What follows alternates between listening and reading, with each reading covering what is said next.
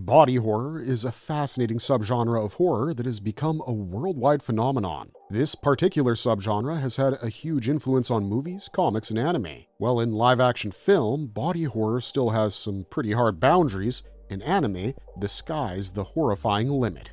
In Japan, the notion of body horror can be traced back to medieval times in the form of folklore like kaidan, eroguro, and rokuro kubi. After the video revolution spurred on by 80s and 90s OVAs and VHS rooms, this subgenre got a lot of traction, creating a huge fan base for it.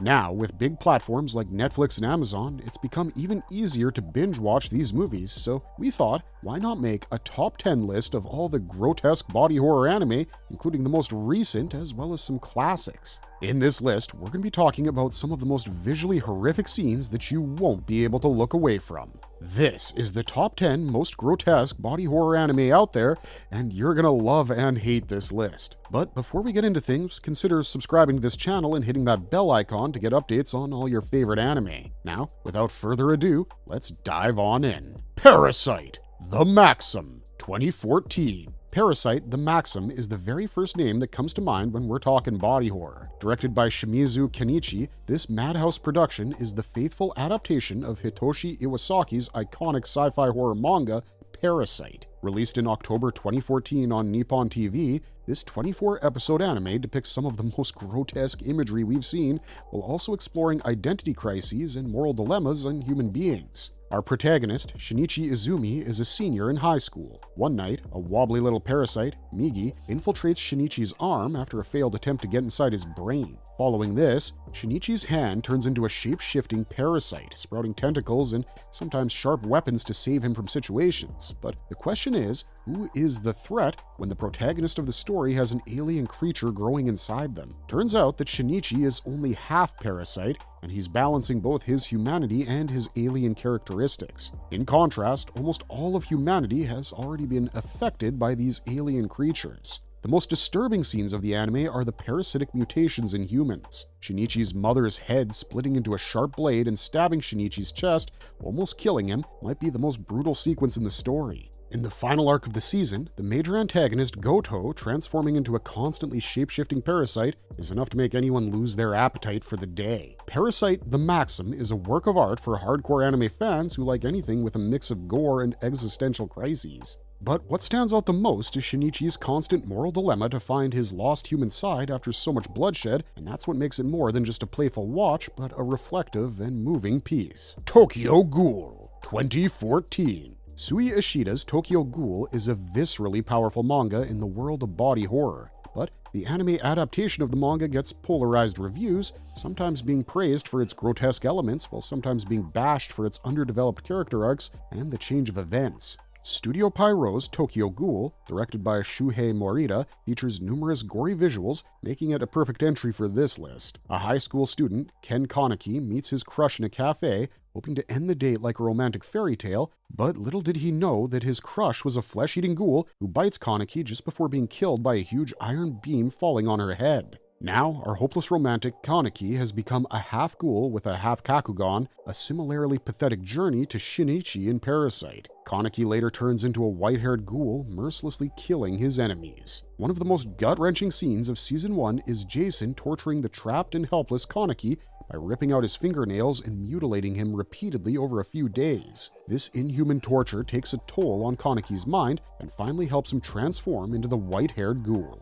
We'd be doing a disservice to the anime if we didn't talk about Kaneki's cannibalistic behavior, such as gnawing on flesh and devouring other ghouls to survive. Tsukiyama, a cannibal ghoul craving Kaneki's flesh and sniffing his blood-drenched hanky, is one of the most weirdly discomforting sequences, and there are plenty of those, even though it has fewer body horror elements. The entirety of Tokyo Ghoul is filled with gore and human flesh-devouring ghouls doing inhuman activities, but that's not the soul of this franchise. Kaneki later restarts his life as a ghoul-hunting investigator after all of his memories are erased. Still, he again turns back to his ghoulish form and defeats his enemy, Furuta. This cycle of violence is never fully diminished in this dystopian world of ghouls, thus making it one of the most unsettling animes out there.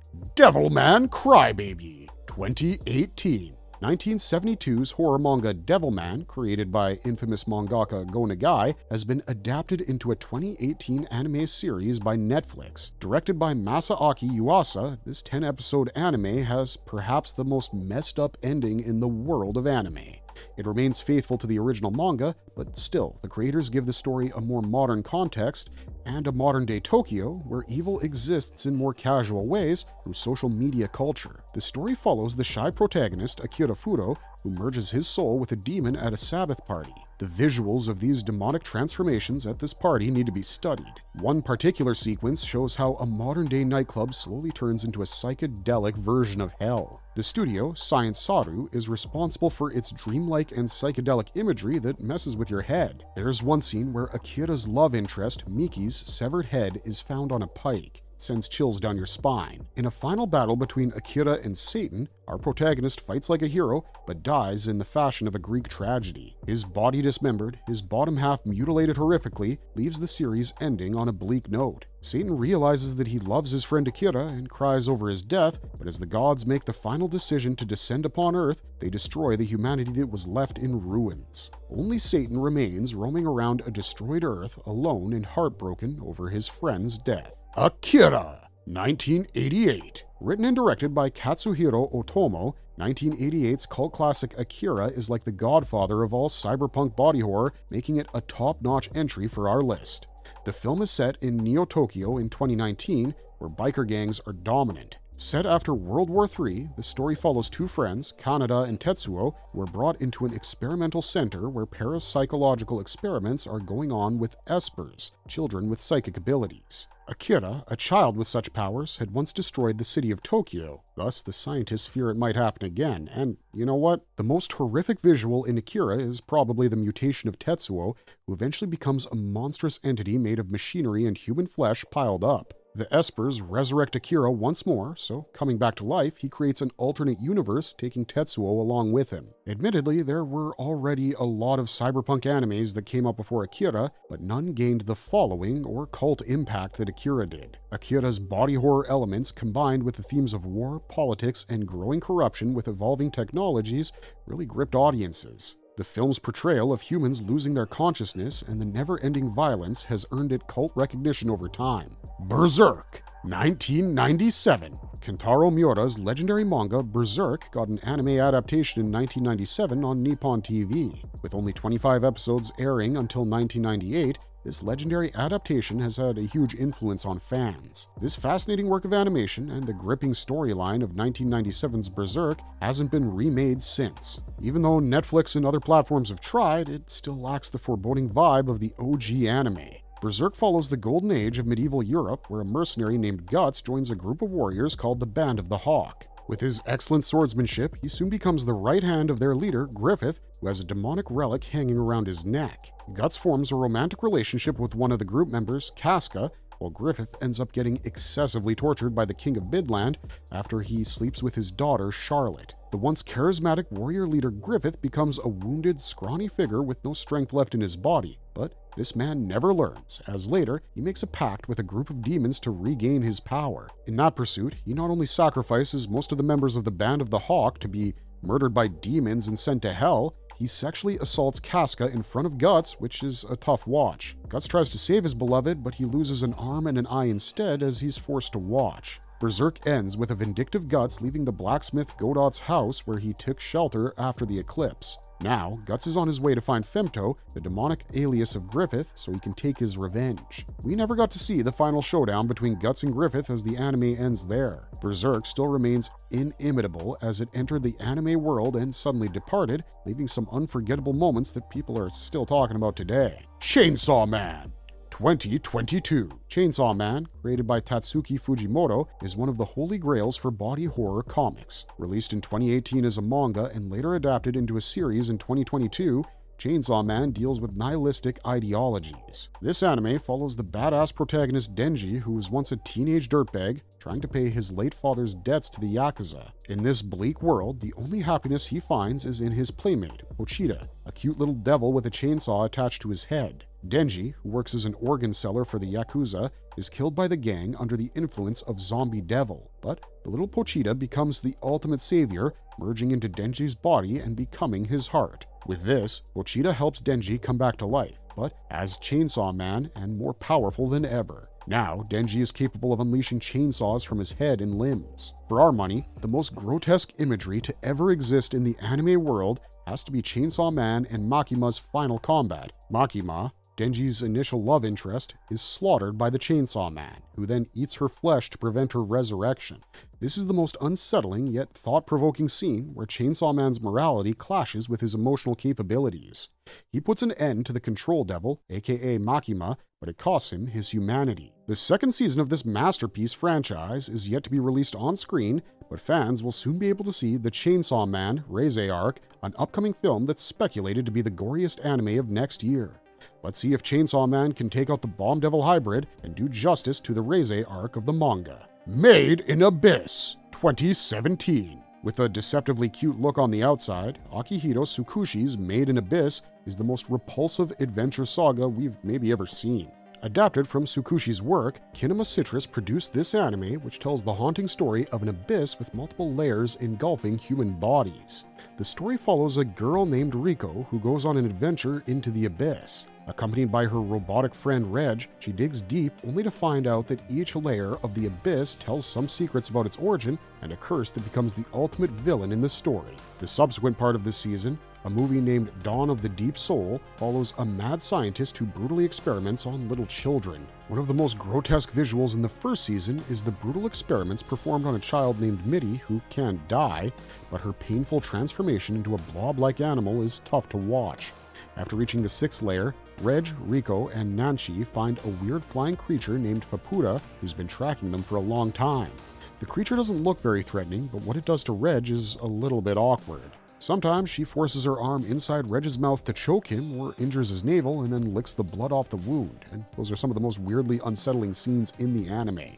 Also, Dawn of the Deep Soul offers nothing less, depicting the same brutal torture on children whom the scientists are sacrificing to study the curse of the abyss. In Season 2, named Golden City, those who ascend into the 6th layer of the abyss get their flesh ruptured, transforming them into monstrous entities. The animation of Made in Abyss is too cute to take it seriously, but once you deep dive into the story, you can never forget the journey, which makes it stand out as the most unnervingly unique anime on this list. Junji Ito, Maniac, 2023. Legendary horror artist Junji Ito has been inspiring generations of manga writers and illustrators through his unique and haunting character designs. A collection of his short stories has recently been adapted into an anime anthology series, The Japanese Tales of the Macabre, produced by Studio Dean and directed by Shinobu Takashira.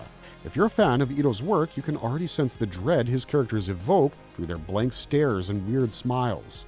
For example, The Long Hair in the Attic ends with a haunting scene of a mentally ill woman's severed head attached to the long strands of hair hanging in an attic waiting for its prey. Or the weird little boy Sochi's creepy habit of licking nails and playing with voodoo dolls that may not be as gory or visceral as the other anime we've talked about, but it surely makes us uncomfortable.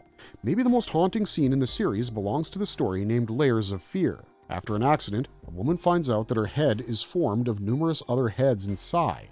Once her skin is peeled, we get to see multiple layers of these heads, making it one of the most memorable scenes in the series.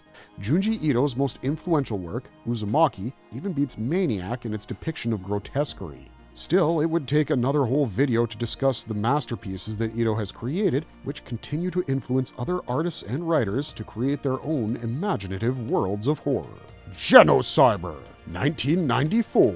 One of the most infamous 90s OVAs, Genocyber is a cybernetic body horror that makes it a perfect entry for this list.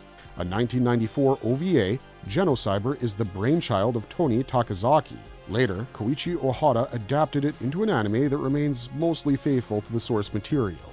Set in a dystopian world in the future, Elaine possesses psychic abilities that make her the most sought-after target for all the scientific organizations. They want to capture Elaine and her sister Diana and merge the two of them to create the most powerful biological weapon, Genocyber. The weapon has power beyond anyone's imagination due to its ability to wipe out entire nations.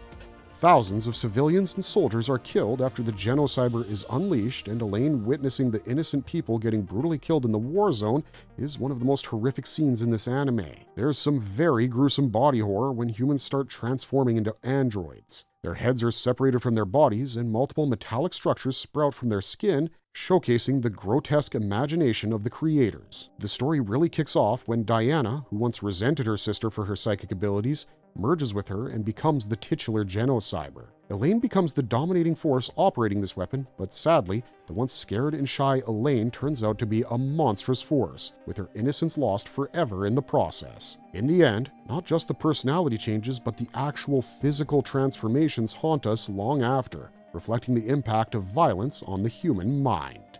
Dead Man Wonderland, 2011. Jinsei Kataoka and Kazuma Kondo's dystopian manga Dead Man Wonderland later became an anime adaptation in 2011 produced by Man Studio. Standing out from the rest of these aforementioned anime, Dead Man Wonderland is like the love child of Kakugurui and Squid Game.